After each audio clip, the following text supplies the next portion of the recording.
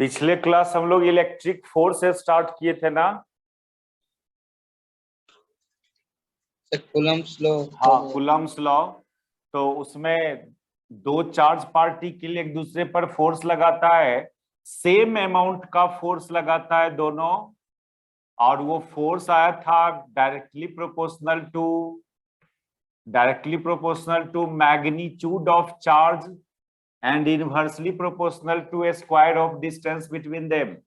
ये के proportionality constant था। के का दो वैल्यू डिफाइन किया आप, एक 1/4πε0 फॉर एयर मीडियम, एयर और वैक्यूम। तो फोर्स का फॉर्मूला हो जाएगा कितना, 1/4πε0 Q1 Q2/r² फॉर एयर के लिए, और के का वैल्यू कोई दूसरा मीडियम के लिए था 1/4πε0 तो इसके लिए जो इलेक्ट्रिक फोर्स का फॉर्मूला हो जाएगा वो 1/4πε0 इंटू Q1 Q2/r²। तो इलेक्ट्रिक फोर्स जब दोनों चार्ज पार्टिकल कोई अदर मीडियम में रखा हुआ है तो ये, और एयर और वैक्यूम में रखा हुआ है तो इलेक्ट्रिक फोर्स का ये फॉर्मूला यूज करना। के का वैल्यू को डिस्कस किया था, इसमें दो सिंबल था, epsilon naught and epsilon R. Permittivity, absolute permittivity and relative permittivity, इसको डिस्कस किए थे।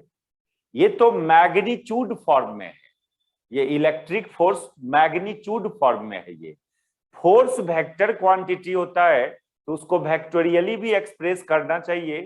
तो हम लोग आज जो डिस्कस करेंगे electric force in vector form, electric force in vector form, और वेक्टर फॉर्म में इलेक्ट्रिक फोर्स को कैसे एक्सप्रेस किया जाए। मान लो एक चार्ज पार्टिकल है, दो चार्ज पार्टिकल है, सपोज करो एक चार्ज पार्टिकल, ऐसे अभी इसको छोड़ दीजिए, ऐसे लीजिए। मान लो ये दो charge particle Q1 and Q2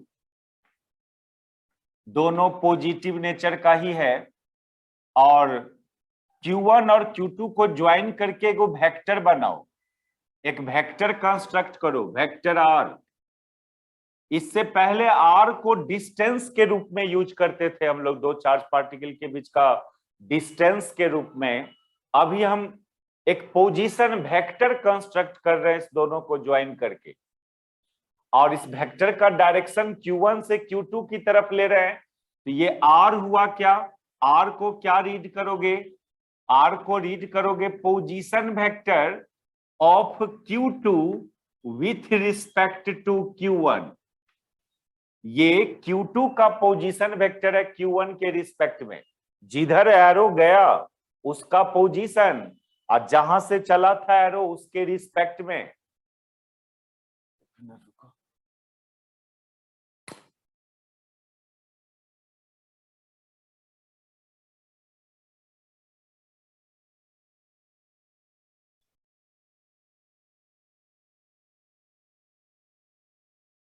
कोई जरूरी नहीं है, ऐसे भी ले सकते थे वेक्टर को, Q1 का पोजीशन Q2 के रिस्पेक्ट में, ऐसे भी ले सकते थे।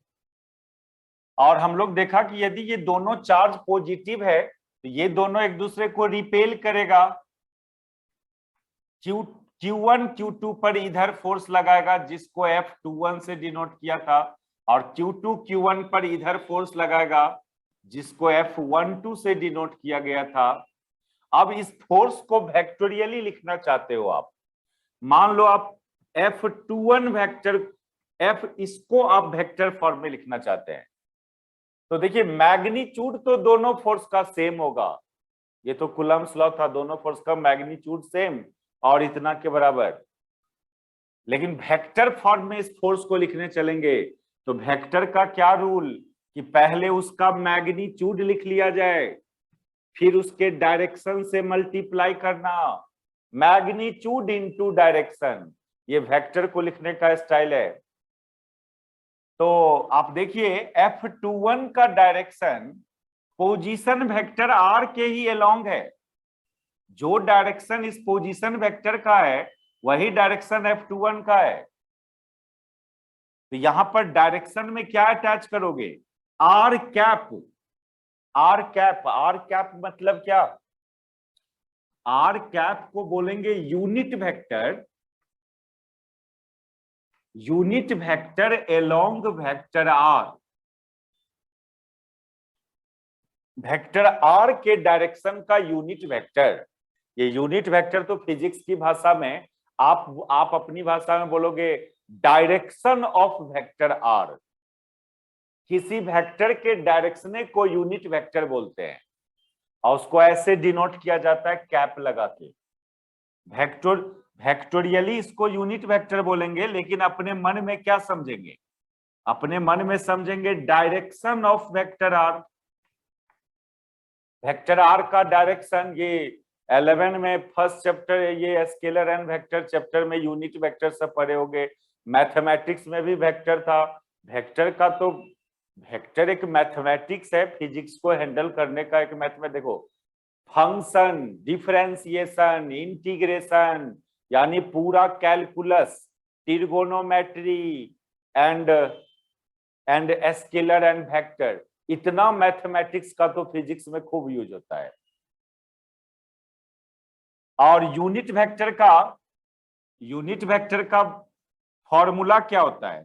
वो वेक्टर डिवाइडेड बाय उसका मैग्नीट्यूड। ये डिफिनीशन है यूनिट वेक्टर का। किसी भी वेक्टर का यूनिट वेक्टर दैट इज वो वेक्टर उस डिवाइडेड बाय उसका मैग्नीट्यूड, या सिंपली बोलो ना डायरेक्शन ऑफ दैट वेक्टर। आप यही देखिए ऊपर पर वेक्टर है, वेक्टर है तो इसमें मैग्नीट्यूड और डायरेक्शन दोनों होगा, लेकिन नीचे मैग्नीट्यूड है तो मैग्नीट्यूड कट जाएगा, खाली डायरेक्शन बचेगा। इसको सॉल्व करेंगे तो ना। एक एग्जांपल देख लो। मान लो ए नाम का एक वेक्टर है जो है 2 मीटर पर सेकेंड स्क्वायर ड्यू नॉर्थ। हमको इसका यूनिट वेक्टर फाइंड करना है, यानी ए कैप। इसका फॉर्मूला होता है वो वेक्टर डिवाइडेड बाय उसका मैग्नीट्यूड। वेक्टर का मतलब मैग्नीट्यूड और डायरेक्शन दोनों लिखना। जब कोई वेक्टर लिख रहे हो तो मैग्नीट्यूड और डायरेक्शन दोनों लिखोगे। और नीचे मैग्नीट्यूड है तो मैग्नीट्यूड में खाली 2 मीटर पर सेकेंड स्क्वायर लिखोगे। देखो ये कट गया, क्या बचा? खाली डायरेक्शन तो बचा। तो आप चले थे यूनिट वेक्टर निकालने, निकला क्या? उसका डायरेक्शन निकला। डायरेक्शन को फिजिक्स की भाषा में यूनिट वेक्टर बोलते हैं। तो क्लियरली F21 वेक्टर का डायरेक्शन आर की तरफ है और आर की तरफ वाले डायरेक्शन को आर कैप से डिनोट करोगे। R cap unit vector. और आर इसके आगे करते हैं, इसको उतारिए पहले। ये थोड़ा वेक्टर का ये सब कॉन्सेप्ट्स का यूज है यहाँ पर। तो चलिए यहाँ पर अब फिर से सब्स्टिट्यूट करें सब बात को। तो ये आर कैप की जगह vector R by mod R, और ये मैग्नीट्यूड है तो मैग्नीट्यूड तो ये होता है एयर मीडियम में, और कोई अदर मीडियम में ये होता है। तो मैग्नीट्यूड की जगह तो लिखोगे 1 Q1 Q2 by 4 pi epsilon naught into distance का स्क्वायर आर स्क्वायर। और इस आर कैप की जगह ये लिखिएगा आर कैप मतलब डायरेक्शन, यानी vector R by mod R. और देखो ये सिंपली आर, सिर्फ आर कोई लिख रहा है तो वो भी क्या है? मॉड आर ही है ना। आर का मैग्नीट्यूड है ना सिंपली आर, यानी नीचे वाले को आप डायरेक्ट क्या लिखोगे? 4 pi epsilon not mod R Q. देखो ये स्क्वायर और यहाँ 1 तो पावर 3 हो जाएगा नीचे में, इंटू ऊपर पर वेक्टर आर। ये हुआ electric force in vector form. Electric force in vector form F21 vector. अब ऐसे ही F12 वेक्टर को लिखना है वेक्टर फॉर्म में।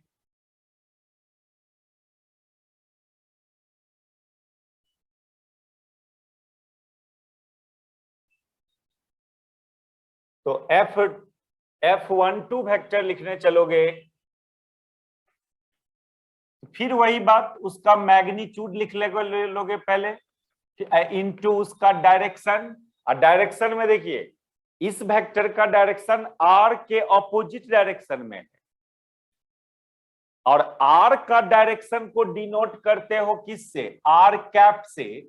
उसका ऑपोजिट डायरेक्शन में है ना, तो माइनस आर कैप लगाना। यहां कोई ऑपोजिट डायरेक्शन में है तो माइनस आर कैप, आर के ऑपोजिट डायरेक्शन में। फिर इसका भी मैग्नीट्यूड तो उतने ही होगा, मैं दोनों चार्ज पार्टिकल तो सेम अमाउंट का फोर्स लगा रहे, मैग्नीट्यूड तो उतने ही लोगे।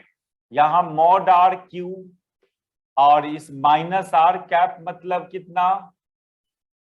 एक पहले तो ये आर स्क्वायर लिख लीजिए यहां, इंटू माइनस आर कैप की जगह vector R by mod R, तो नीचे हो जाएगा minus Q1 Q2 by 4πε0 mod R का whole Q into vector are.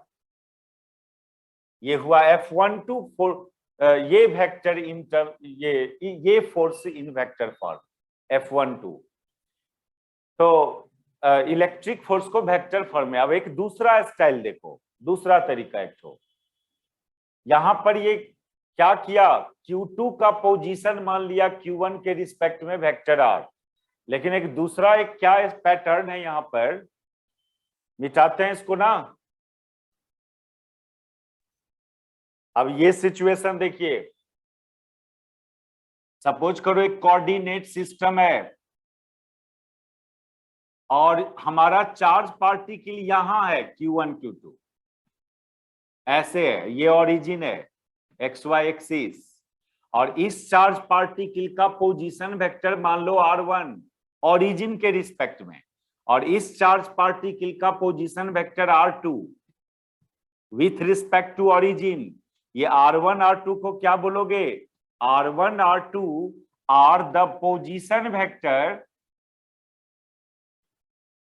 Are the position vector of Q1 and Q2 with respect to origin. Origin के respect में Q1 का position vector R1 and Q2 का position vector R2। लेकिन ये दोनों charge particle force जो लगाएगा वो तो इस दोनों के मिलाने वाले लाइन के लॉन्ग फोर्स लगाएगा।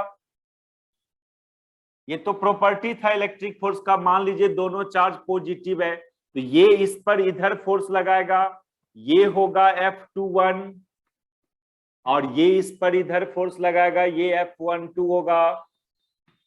अब इस दोनों फोर्सेस को कैसे एक्सप्रेस करोगे वेक्टर फॉर्म में? तो अभी अभी जो सिचुएशन किया था आप, उसमें आप एक पोजीशन वेक्टर स्मॉल r माना था जो Q2 का पोजीशन था Q1 के रिस्पेक्ट में। वो वेक्टर यहां पर कौन होगा? वो वेक्टर यहां पर ये होगा, ये वेक्टर होगा, इसको आप r माने थे। और r के टर्म्स में रिजल्ट जानते हो आप, इस वेक्टर के टर्म्स में ये दोनों फोर्सेज को लिखना जानते हो, ये स्मॉल r वेक्टर के टर्म्स में। ये फॉर्मूला में स्मॉल r वेक्टर क्या था? Q2 का पोजीशन Q1 के रिस्पेक्ट में, उसके टर्म्स में ये फोर्स का फॉर्मूला है। तो करना क्या ना, उसी फॉर्मूला में r को फाइंड करना R1 R2 के टर्म्स में। यहां पर r गिवन नहीं है, यहां पर इस दोनों चार्ज का अपना अपना पोजीशन वेक्टर गिवन है, r गिवन नहीं है यहां। यानी इसका पोजीशन इसके रिस्पेक्ट में ये मान रहे हो आप, लेट, ये गिवन नहीं है, लेकिन R1 एंड R2 गिवन है।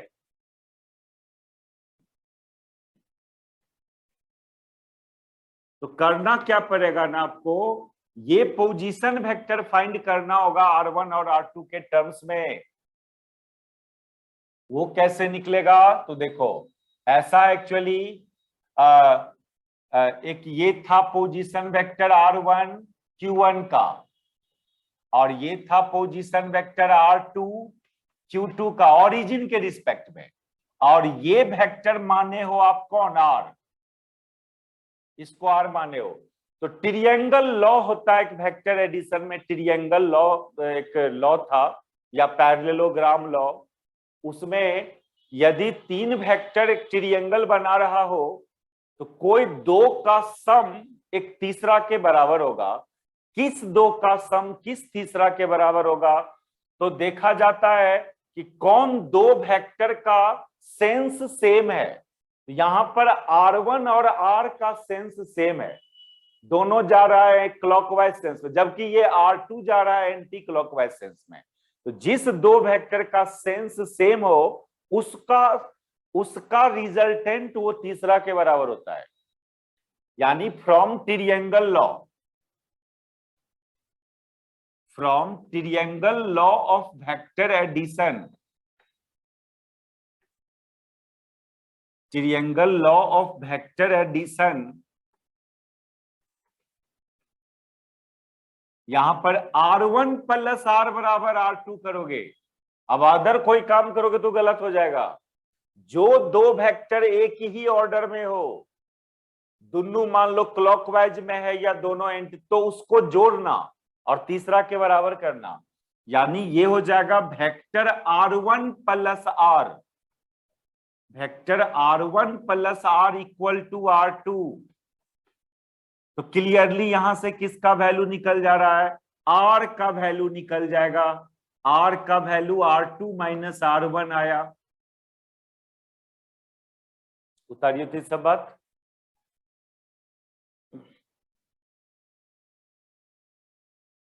हम लोग पहले से जो फोर्स का फॉर्मूला वेक्टर फॉर्म में जानते हैं, उसमें वो जो पोजीशन वेक्टर था वो Q2 का पोजीशन वेक्टर था Q1 की, उसके टर्म्स में रिजल्ट आपको पता है। लेकिन यहां पर Q2 का Q1 के रिस्पेक्ट में पोजीशन वेक्टर नहीं दिया हुआ है, दिया हुआ है Q1 का ओरिजिन के रिस्पेक्ट में एंड Q2 का ओरिजिन के रिस्पेक्ट में। ये दोनों पोजीशन वेक्टर गिवन है, जबकि जरूरत है आपको इस पोजीशन वेक्टर का फोर्स के फॉर्मूला में। तो ट्रिएंगल लॉ अप्लाई करके ये पोजीशन वेक्टर पता किया, दिया हुआ है ये दोनों पोजीशन वेक्टर Q1 Q2 का ओरिजिन के रिस्पेक्ट में दिया हुआ है, जबकि फोर्स के फॉर्मूला में जरूरत है किसका पोजीशन किसके रिस्पेक्ट में? Q2 का Q1 के रिस्पेक्ट में। तो वो चीज ट्रिएंगल लॉ से निकाल लिया। अब चलो उसमें सब्स्टिट्यूट करते हैं। लिख लिया इसको? Yes sir.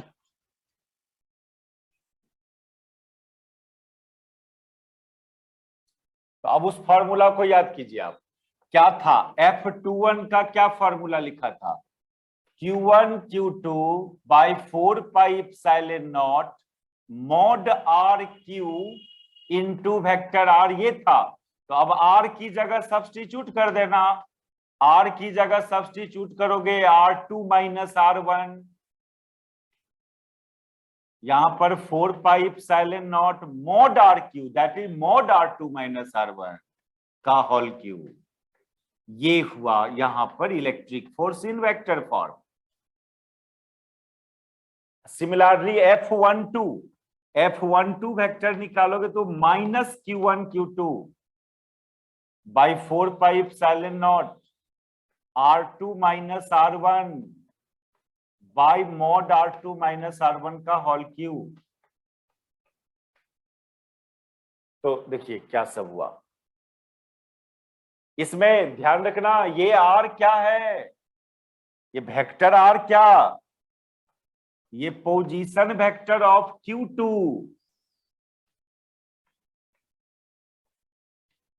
With respect to Q1। लेकिन ये दिया ही हुआ नहीं था, दिया हुआ था Q1 Q2 का ओरिजिन के रिस्पेक्ट में। तो Q2 का Q1 के रिस्पेक्ट में फाइंड किया आप ट्रायंगल लॉ से। सुनो, अपने सिलेबस में इलेक्ट्रिक फोर्स नहीं है, स्टार्ट है इलेक्ट्रिक फील्ड से। तो हम लोग अब उसी कंसेप्ट पर आ जाते हैं, कंसेप्ट ऑफ इलेक्ट्रिक फील्ड। अब इसमें भी कुछ बेसिक बात पहले करेंगे इलेक्ट्रिक फील्ड में, जो पूछना नहीं है उसको इस चैप्टर में पूछा, एग्जाम में क्या आता है वो ओनली आता है गॉस लॉ से आता है। गॉस लॉ जब पढ़ेंगे, इलेक्ट्रिक फ्लक्स, गॉस लॉ का एप्लीकेशन, वहां से पूछा जाता है। लेकिन गॉस लॉ में इलेक्ट्रिक के फील्ड उल्ट की चर्चा होना है, इसलिए पहले ये सब बात को रिकैप करने के लिए दे दिया है सिलेबस में आपको। Electric field and electric field lines topic बनाओ। ये था इलेक्ट्रिक फोर्स।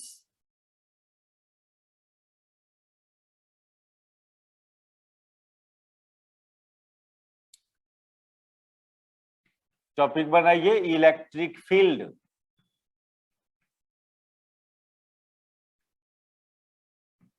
देखो फील्ड, वो 3 जगह आपको फील्ड की चर्चा चलता है जनरली फिजिक्स में, आप लोग के लेवल में 11-12 में। ग्रेविटेशनल फील्ड, मैग्नेटिक फील्ड, अभी इलेक्ट्रिक फील्ड की बात कर रहे हो। 3 टाइप का फील्ड डिफाइन करते हो आप। ये कंसेप्ट, फील्ड का कंसेप्ट आया क्यों आया? तो ऐसा है कि जब कोई एक ऑब्जेक्ट दूसरे ऑब्जेक्ट पर फोर्स लगाता है, हमको उस दीवार पर फोर्स लगाना है तो 2 तरीका है फोर्स लगाने का। उससे कांटेक्ट करने जाएंगे तब फोर्स लगा पाएंगे, या नहीं तो बीच में कोई डंडा या रस्सा बांध लेंगे तब फोर्स लगाएंगे दीवार पर। कोई भी एक ऑब्जेक्ट दूसरे ऑब्जेक्ट पर फोर्स लगाएगा, उसका यही 2 तरीका है।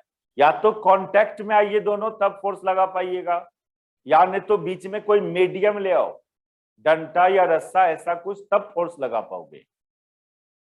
इस दोनों में से कोई नहीं है किसमें? इस इलेक्ट्रिक फोर्स में। एक चार्ज पार्टिकल एक यहां रखा हुआ है, यहां रखा हुआ है, दोनों न कांटेक्ट में है न दोनों के बीच कोई डंडा रस्सा है, तब भी फोर्स लगाता है। एक मैग्नेट भी दूसरे मैग्नेट पर फोर्स लगाता है बिना कोई कांटेक्ट का, बिना कोई डंडा रस्सा का, कोई विजिबल मीडियम का, फिर भी फोर्स लगाता है। अर्थ किसी बॉडी पर फोर्स लगाता है, आप छोड़ते हो तो बॉडी नीचे चला जाता है। क्या अर्थ उस बॉडी से कांटेक्ट करने आया था? क्या कोई बीच में डंडा रस्सा बंधल था जो लगाएगा फोर्स? फिर भी फोर्स लगाता है। जहां जहां फिजिक्स में इस टाइप का फोर्स आया हो कि 2 ऑब्जेक्ट एक दूसरे पर फोर्स लगा रहा हो बिना कांटेक्ट का, बिना कोई विजिबल मीडियम का, उसी जगह फील्ड का कंसेप्ट आया और बोला कि फील्ड एक हाइपोथेटिकल मीडियम है दोनों पार्टिकल के बीच, जो दोनों पार्टिकल को कांटेक्ट में लाता है।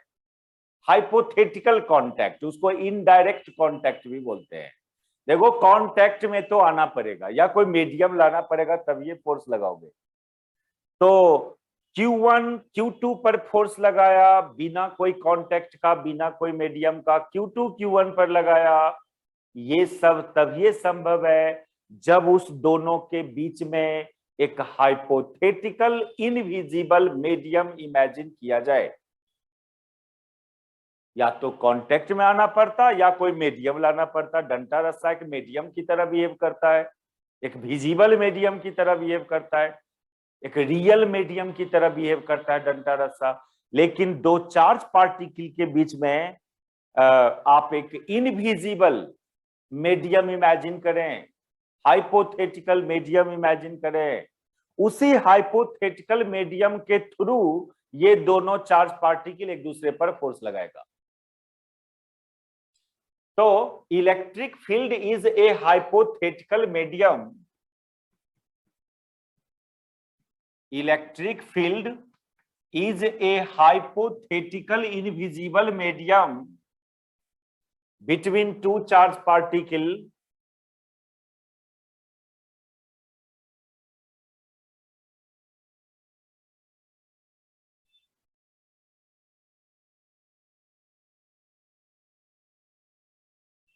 hypothetical invisible medium between 2 charged particles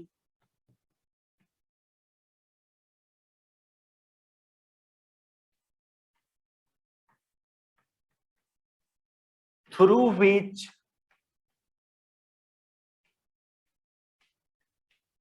they exert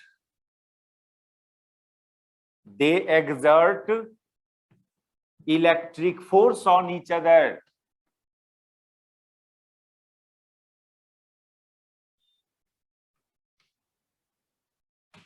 ठीक है, फील्ड एक तरह से मीडियम है जिसके थ्रू दोनों फोर्स लगाता है एक दूसरे पर। हाइपोथेटिकल, इनविजिबल, उसको इलेक्ट्रिक फील्ड नाम रखा। चार्ज पार्टिकल के केस में उस फील्ड का, उस हाइपोथेटिकल मीडियम का नाम इलेक्ट्रिक फील्ड रखा। मैग्नेट के केस में उस हाइपोथेटिकल मीडियम को मैग्नेटिक फील्ड बोलेंगे। अर्थ और कोई बॉडी के बीच भी फोर्स लगाता है बिना कांटेक्ट का, वहां भी एक मीडियम इमेजिन करो, उसको ग्रेविटेशनल फील्ड बोलते हैं। रफली 12 लेवल में लोग क्या बोलता है कि कोई चार्ज पार्टिकल है, इस चार्ज पार्टिकल के अराउंड का जो ये स्पेस है, the space around a charge particle is called field. जैसे कोई कैंडल जलाया, बल्ब जलाया, बल्ब के अराउंड, जलता हुआ बल्ब के अराउंड के स्पेस को लाइट बोला। तो रफली लोग ऐसे भी बोलता है कि the space around a charge particle, space around a charge particle is called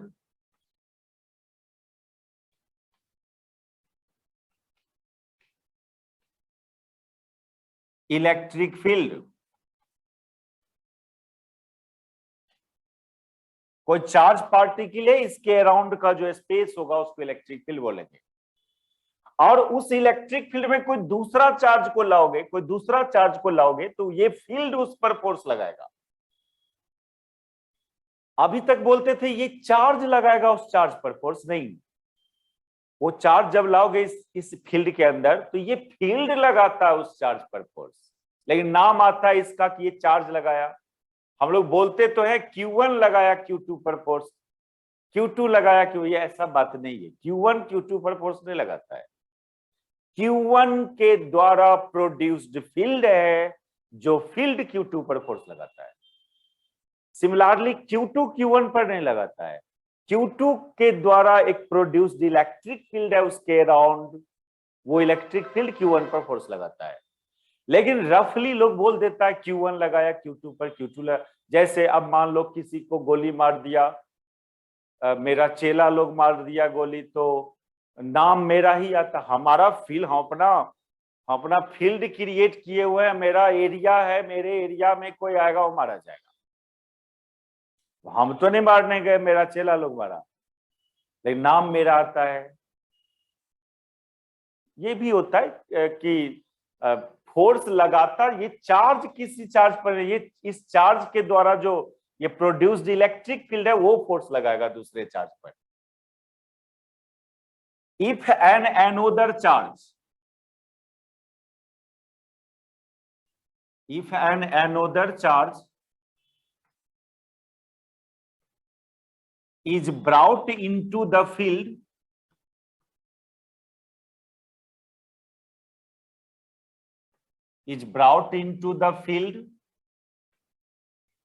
then field exert force on that charge, field exert force on that charge।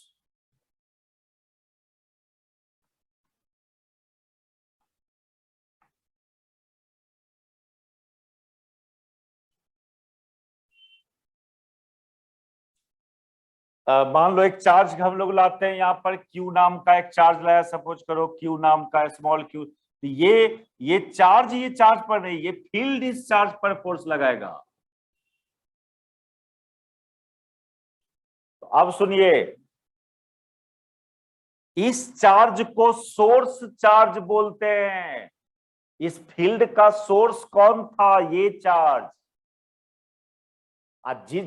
और ये फील्ड जिस चार्ज पर फोर्स लगाया उसको टेस्ट चार्ज बोलते हैं।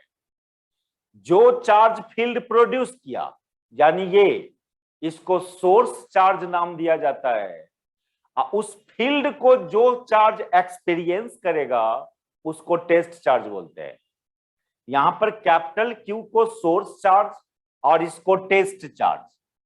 इस capital Q का नाम सोर्स चार्ज, क्योंकि ये फील्ड का सोर्स यही है।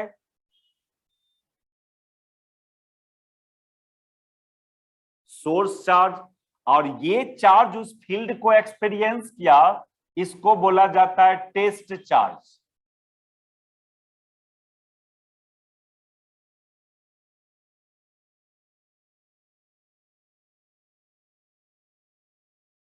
मिटावे ऊपर। Yes sir. जो चार्ज फील्ड प्रोड्यूस करेगा उसको सोर्स चार्ज, और जो चार्ज उस फील्ड को फील करेगा, एक्सपीरियंस करेगा, उसको टेस्ट चार्ज। Q1 Q2 एक दूसरे पर फोर्स लगाया। अभी हम लोग बोला क्या कि रियली में Q1 Q2 पर फोर्स नहीं लगाता है, Q1 के द्वारा प्रोड्यूस्ड इलेक्ट्रिक फील्ड Q2 पर फोर्स लगाता है। वही बात Q2 के लिए भी, Q2 डायरेक्ट Q1 पर नहीं लगाता है फोर्स, वो पहले अपने अराउंड फील्ड क्रिएट करता है, वो फील्ड फिर उस Q1 पर फोर्स लगाता है। यानी ऐसा हुआ कि ये Q1 ये Q2, तो ये इस पर डायरेक्ट फोर्स नहीं लगाएगा, पहले ये चार्ज क्या करेगा, ये चार्ज इलेक्ट्रिक फील्ड क्रिएट करेगा, और फिर ये फील्ड इस पर फोर्स लगाएगा। वही बात इसके लिए भी, ये Q2 इस पर डायरेक्ट नहीं फोर्स लगाएगा, पहले ये क्या करेगा, पहले ये फील्ड क्रिएट करेगा और ये फील्ड इस पर फोर्स लगाएगा। यानी इलेक्ट्रिक फोर्स दो स्टेप में कंप्लीट होता है। पहला स्टेप में कोई चार्ज अपने अराउंड फील्ड क्रिएट करता है, और सेकेंड स्टेप में वो फील्ड उस अदर चार्ज पर फोर्स लगाता है। अच्छा, दूसरा बात,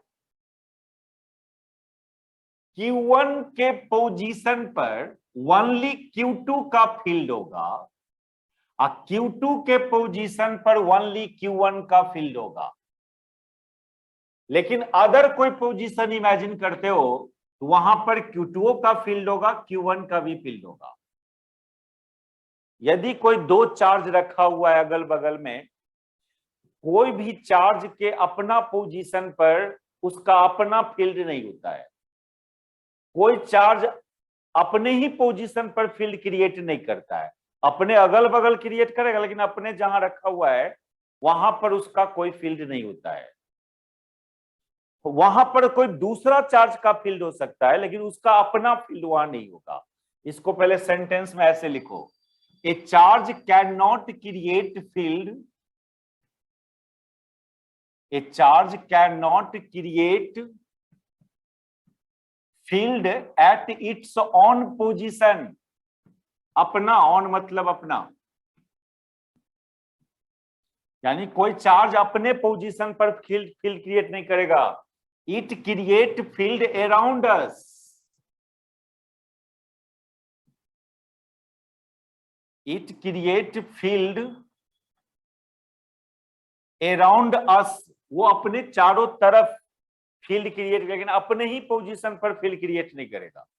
जैसे सिंपल बात, एक कैंडल जलाते हो तो कैंडल अपने जहां है वहां अंधेरा है, वो लाइट देता है अपने अराउंड, लेकिन अपना पोजीशन पर लाइट क्रिएट नहीं करता है वो।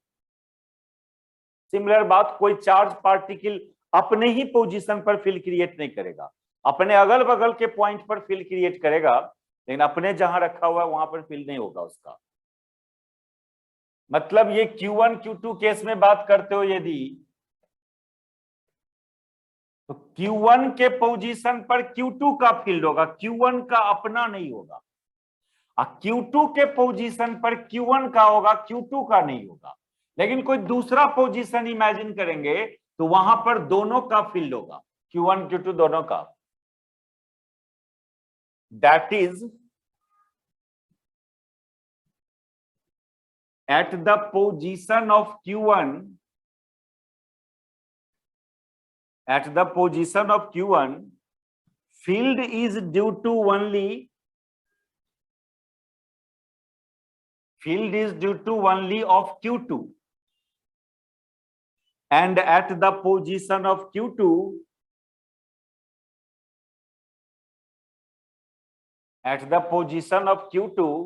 field is only due to Q1.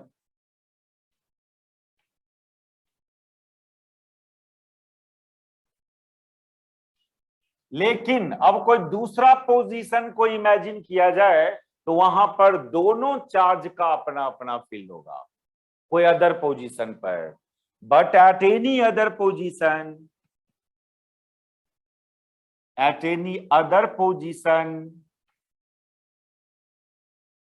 there is combined field of both charge.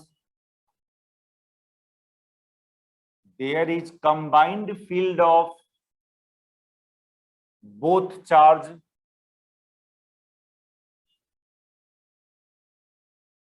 ये बात समझ में आया क्या क्या हुआ यहाँ पर, क्या बोला? Yes, sir. चलो, ये तो थोड़ा सा इतना कंसेप्ट इलेक्ट्रिक फील्ड का फीलिंग्स आना चाहिए आपने। कोई चार्ज है, उसके अराउंड जो रीजन होगा, उस रीजन ऑफ स्पेस को इलेक्ट्रिक फील्ड नाम दोगे, और उस फील्ड में कोई अदर चार्ज आएगा, वो फील्ड उस पर फोर्स लगाएगा। दूसरा बात बोला कि कोई चार्ज अपने ही पोजीशन पर फील्ड प्रोड्यूस नहीं करता है, अपने अगल बगल के किसी पॉइंट पर प्रोड्यूस करेगा। अपने यदि ऐसा होता कि कोई चार्ज अपने ही पोजीशन पर फील्ड क्रिएट करता तो अपने ही फील्ड के द्वारा अपने पर फोर्स लगा लेता हो, नहीं? Yes, sir. क्योंकि फील्ड का काम है फोर्स लगाना चार्ज पर।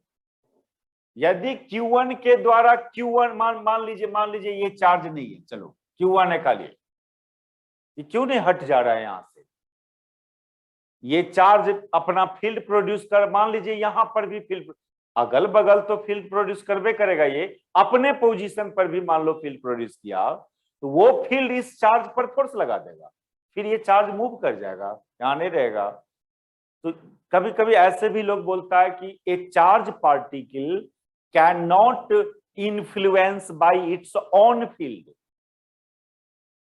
कोई चार्ज पार्टिकल अपना ही फील्ड के चलते इन्फ्लुएंस नहीं होता है, यानी मूव नहीं करता है। तो इसका मतलब उस चार्ज का अपना पोजीशन पर फील्ड नहीं होगा।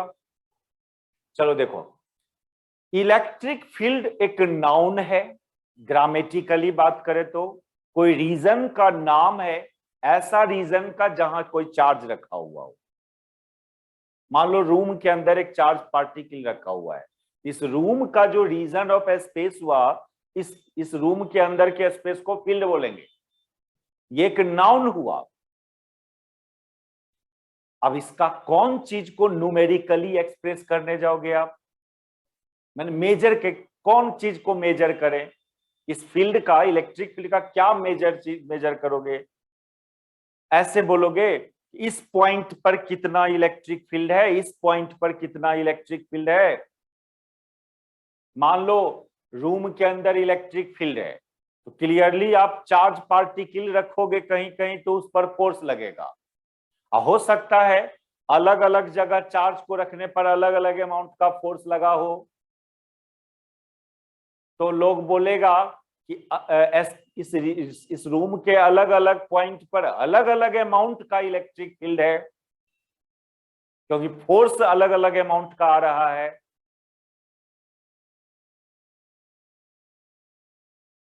ठीक है, आप एक चार्ज पार्टिकल को डिफरेंट पोजीशन पर रखा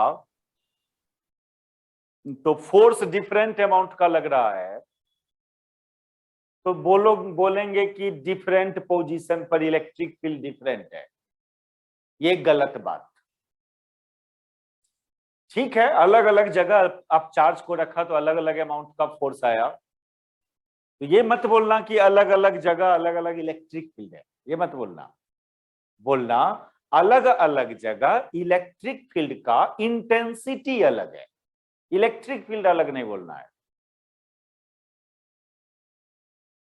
अब कोई रूम होगा, उसमें लाइट होगा, कहीं का ऑब्जेक्ट क्लियरली दिखाई दे रहा होगा, कहीं का ऑब्जेक्ट क्लियरली नहीं दिखाई रहा है, लेकिन दिखाई दे रहा है कि वहां ऑब्जेक्ट है।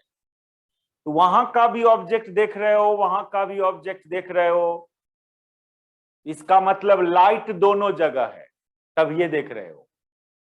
लेकिन ये ऑब्जेक्ट क्लियर दिखाई दे रहा है, वो ऑब्जेक्ट क्लियर नहीं दिखाई दे रहा है, तो क्या बोलेंगे कि यहां पर लाइट ज्यादा है और वहां लाइट कम है।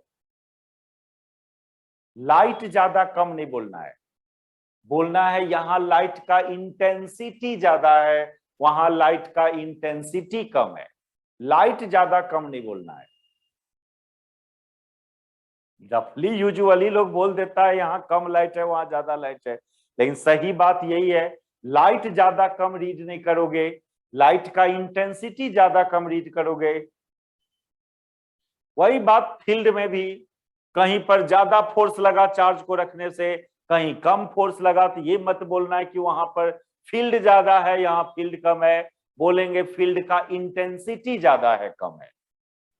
यानी इलेक्ट्रिक फील्ड को लोग मेजर नहीं करता है, इलेक्ट्रिक फील्ड के इंटेंसिटी को मेजर करता है। लाइट को लोग कोई मेजर नहीं करता है, लाइट के इंटेंसिटी को मेजर करता है। तो हम लोग का नेक्स्ट टॉपिक है इलेक्ट्रिक फील्ड इंटेंसिटी। ये तो इलेक्ट्रिक फील्ड की बात किया। इलेक्ट्रिक फील्ड तो सिंपली एक जगह का नाम है, कोई रीजन ऑफ स्पेस का नाम है, वो कैलकुलेट नहीं किया जाता है। और जो चीज कैलकुलेट किया जाता है इलेक्ट्रिक फील्ड का, उसका नाम है इलेक्ट्रिक फील्ड इंटेंसिटी। टॉपिक तो पहले बना लें, electric field intensity.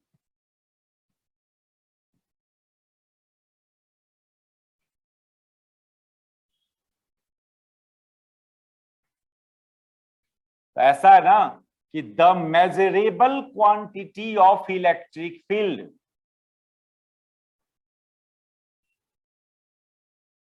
measurable quantity of electric field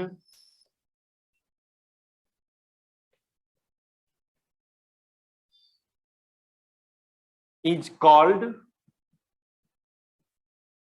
electric field intensity।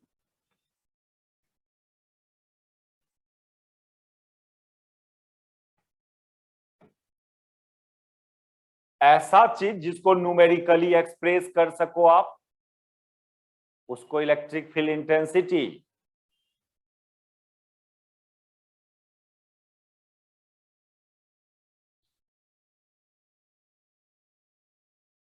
Electric field को मेजर नहीं करते हैं, इलेक्ट्रिक फील्ड के जिस चीज को मेजर करते हैं उसका नाम इंटेंसिटी, और इसको डिनोट करते हैं वेक्टर ई से।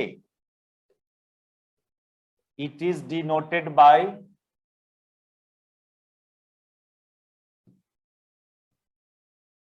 Vector E. Electric field intensity ये भी एक वेक्टर क्वांटिटी है। अब इसका डिफिनीशन सुनो, अभी डिफिनीशन नहीं किए हैं, डिफिनीशन अब कर रहे हैं। तो आप पूछोगे बताइए सर यहाँ का क्या इंटेंसिटी है फील्ड का, यहाँ पर क्या इंटेंसिटी, ये कैसे पता करें। मान लीजिए इस रूम के अंदर इलेक्ट्रिक फील्ड है, तो इलेक्ट्रिक फील्ड के डिफरेंट पॉइंट का क्या इंटेंसिटी है वो कैसे फाइंड किया जाए, उसका एकदम बहुत सिंपल डिफिनीशन है। वो डिफिनीशन है कि the electric field intensity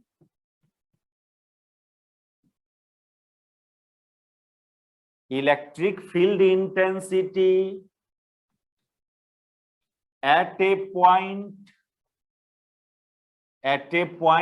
in electric field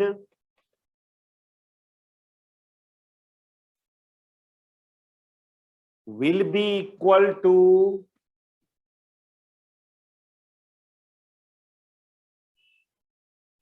force exerted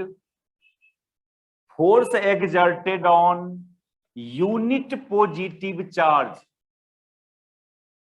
force exerted on unit positive charge। Unit positive charge का मतलब +1 coulomb charge placed at that point।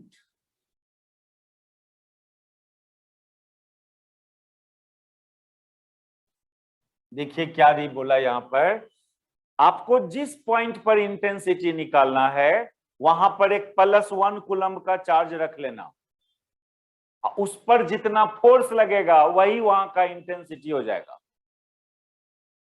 बहुत सिंपल डिफिनेशन इंटेंसिटी का।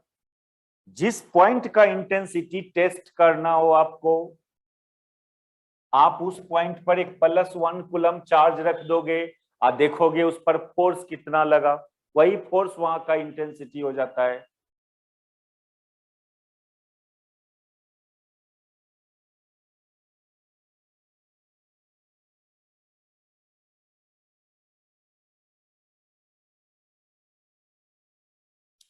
मान लीजिए, सपोज कीजिए ये एक रीजन है, इस रीजन में फील्ड है, सपोज करो है, फील्ड है, कोई चार्ज होगा जो इस रीजन में फील्ड प्रोड्यूस कर रहा होगा, पता नहीं वो कौन चार्ज है लेकिन जरूर होगा एक चार्ज, तब ये ना फील्ड है उसके अंदर। तो उससे अभी मतलब नहीं है कि वो इस रीजन के अंदर कौन चार्ज फील्ड प्रोड्यूस किया, इससे अभी मतलब नहीं है। मान लो फील्ड है, अब इस रीजन में इस पॉइंट पर क्या इंटेंसिटी है उस फील्ड का, इस पॉइंट पी पर फील्ड का क्या इंटेंसिटी है। तो आपका डिफिनीशन बोला है कि वहां पर आप एक +1 कूलम्ब का चार्ज रख देना और जाना उस पर फोर्स फाइंड करने, वही फोर्स वहां का इंटेंसिटी कहलाएगा। आपको रीजन के किसी भी पॉइंट पर इंटेंसिटी फाइंड करना हो, आप एक +1 कूलम का चार्ज रख दो, उस पर जितना फोर्स आया वही वहां का इंटेंसिटी होगा। यही डिफिनेशन था। कहोगे सर यदि किसी के पास 1 कूलम का चार्ज नहीं है तो क्या वो नहीं टेस्ट कर सकता है फील्ड? उसका भी उपाय है। यदि आपके पास 1 कूलम चार्ज नहीं है, +1 कूलम चार्ज, तो कैसे टेस्ट करोगे यहाँ का फील्ड इंटेंसिटी? मान लीजिए कोई दूसरा चार्ज है आपके पास Q कूलम का चार्ज है, +1 कूलम नहीं है। देखो काम करना पड़ता है उसमें, जो चार्ज है आपके पास, मान लीजिए फील्ड है यहां, जो चार्ज है, सपोज करो Q कूलम्ब का चार्ज है अपने पास, 1 कूलम्ब का नहीं है, तो उसी पर फोर्स निकाल लो पहले आप, इसी पर फोर्स निकाल लेना, जो जो चार्ज है उसी पर फोर्स निकाल लो। लेकिन वो फोर्स तो इंटेंसिटी नहीं ना होगा, 1 कूलम्ब पर वाले फोर्स को इंटेंसिटी बोलना है ना, ये तो Q कूलम्ब पर वाला फोर्स है, तो ये फोर्स को इंटेंसिटी नहीं बोलोगे। तो क्या करें? यदि डायरेक्ट 1 कूलम्ब पर निकाल रहे हो तो उस फोर्स को इंटेंसिटी बोल देना। तो फिर इस केस में क्या करें हम लोग? इस केस में एगो मैथमेटिक्स छोटा सा अप्लाई करना होगा, एकिक नियम जिसको बोलते थे, यूनिटरी मेथड, चूंकि और इसलिए वाला मेथड, कि सिंस यानी चूंकि Q कूलम्ब पर F फोर्स लगा तो 1 कूलम्ब पर कितना लगेगा? F/Q, और 1 कूलम्ब पर वाला ही फोर्स को तो इंटेंसिटी बोलते हो। तो ये काम करना पड़ेगा आपको, जो चार्ज है उसी पर फोर्स निकाल लो और फिर उस फोर्स को उस चार्ज से डिवाइड कर दो, वो भी इंटेंसिटी दे देगा। तो यहां से एक और छोटा सा फॉर्मूला बनता हुआ दिख रहा है, F बराबर QE।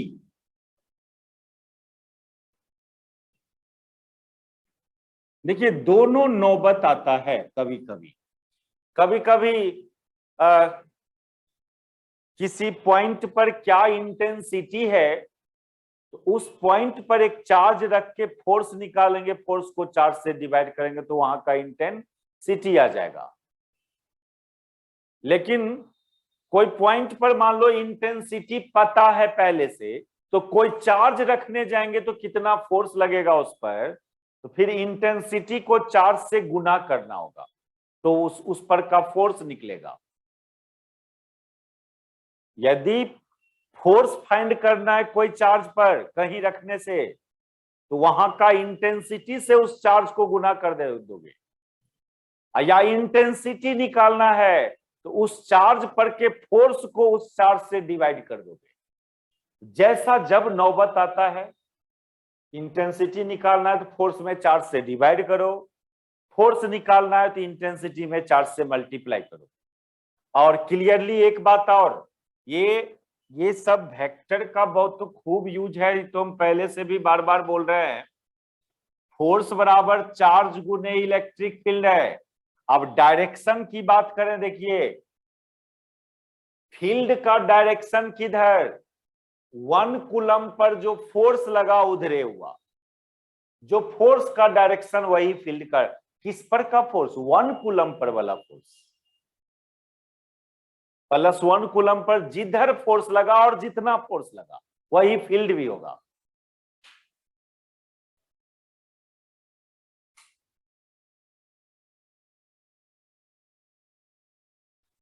हाँ, यहां जो बोल रहे थे फोर्स का डायरेक्शन और फील्ड का, ये तो क्यू कूलम पर वाला चार्ज है, फोर्स है।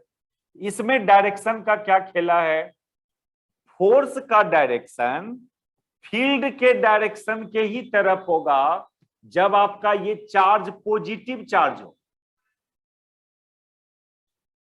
और फोर्स का डायरेक्शन फील्ड के डायरेक्शन के ऑपोजिट होगा जब ये चार्ज निगेटिव हो।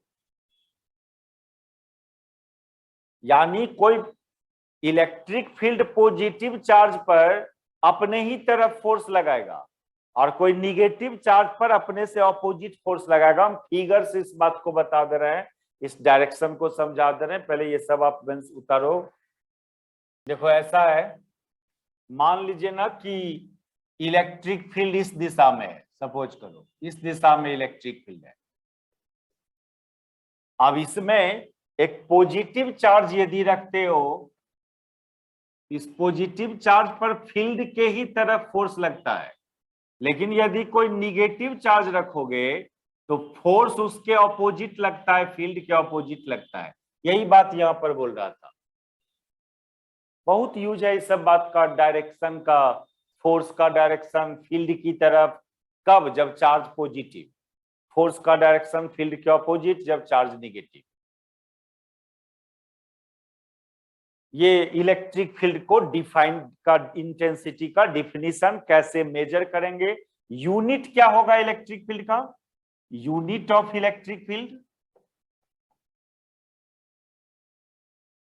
चूंकि इलेक्ट्रिक फील्ड का फॉर्मूला अभी अभी लिखा था फोर्स बाय चार्ज, अब फोर्स का यूनिट न्यूटन और चार्ज का कूलम्ब, तो न्यूटन पर कूलम्ब, इसको शॉर्टली N/C ऐसे, न्यूटन पर कूलम्ब, ये यूनिट ऑफ इलेक्ट्रिक फील्ड। एक और यूनिट होता है जब जब इलेक्ट्रिक पोटेंशियल पढ़ लेंगे तब फिर एक और यूनिट बताएंगे फील्ड का। सुनो, अब ऐसा है कि इस रूम के अंदर फील्ड है, तो वो फील्ड कौन प्रोड्यूस किया, कौन चार्ज प्रोड्यूस किया, वो चार्ज भी गिवन होगा और तब बोलेगा कि बताओ यहां पर कितना इंटेंसिटी है, यहां पर कितना इंटेंसिटी है।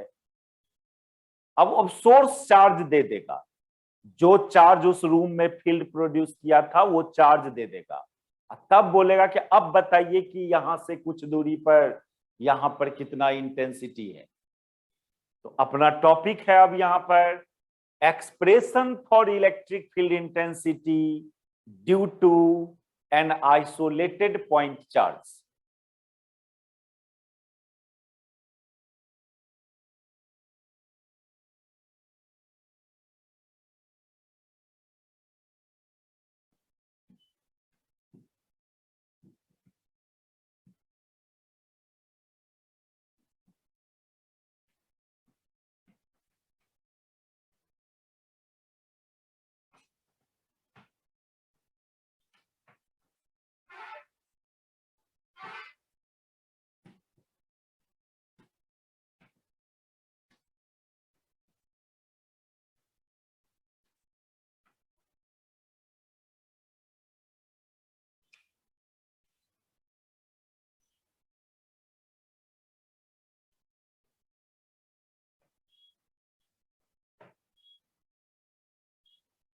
सोर्स चार्ज फील्ड कौन प्रोड्यूस किया वो गिवन रहेगा।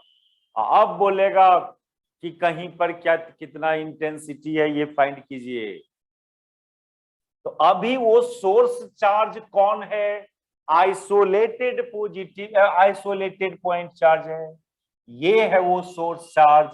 आइसोलेटेड का मतलब होता है एगो single charge particle, point charge मतलब चार्ज पार्टिकल,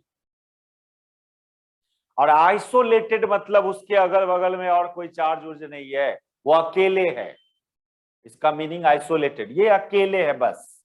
मान लो थोड़ा देर के लिए पॉजिटिव चार्ज है, तो आप जानते हो कि ये चार्ज के अराउंड इलेक्ट्रिक फील्ड होगा, और उसके इलेक्ट्रिक फील्ड में कोई पॉइंट है, मान लीजिए यहां से r दूरी पर, यहां पर कितना इंटेंसिटी होगा फील्ड का। यहां सोर्स चार्ज दे दिया, कौन चार्ज यहां फील्ड प्रोड्यूस किया है वो चार्ज दे दिया आपको, तब पता करो कि यहां पर क्या इंटेंसिटी होगा। और वो सोर्स चार्ज कौन है, एक आइसोलेटेड पॉइंट चार्ज है या एक आइसोलेटेड चार्ज पार्टिकल है वो सोर्स चार्ज। ये सोर्स चार्ज है, यही चार्ज यहां पर फील्ड प्रोड्यूस किया है। उस फील्ड का इंटेंसिटी फाइंड करना आपको। इस चार्ज का क्या नाम, सोर्स चार्ज।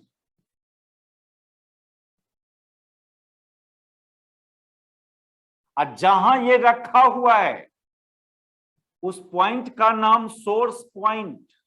ये सब कुछ लैंग्वेज है इलेक्ट्रिसिटी का, इलेक्ट्रोस्टैटिक।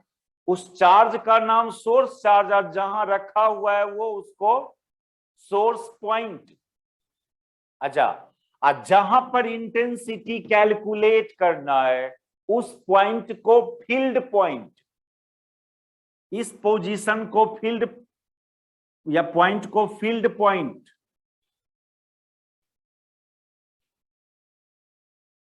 और यहां का इंटेंसिटी फाइंड करने के लिए कोई चार्ज यहां रखोगे, ऐसे तो रखना है +1 कूलम चार्ज, ये डिफिनीशन में था कि जहां पर इंटेंसिटी निकालना है वहां +1 कूलम चार्ज रखोगे, उसको टेस्ट चार्ज। आपका डिफिनीशन बोला था कि यहां का इंटेंसिटी निकालना है इस पॉइंट का, तो आप एक +1 कूलम चार्ज रखेंगे, इसका नाम टेस्ट चार्ज।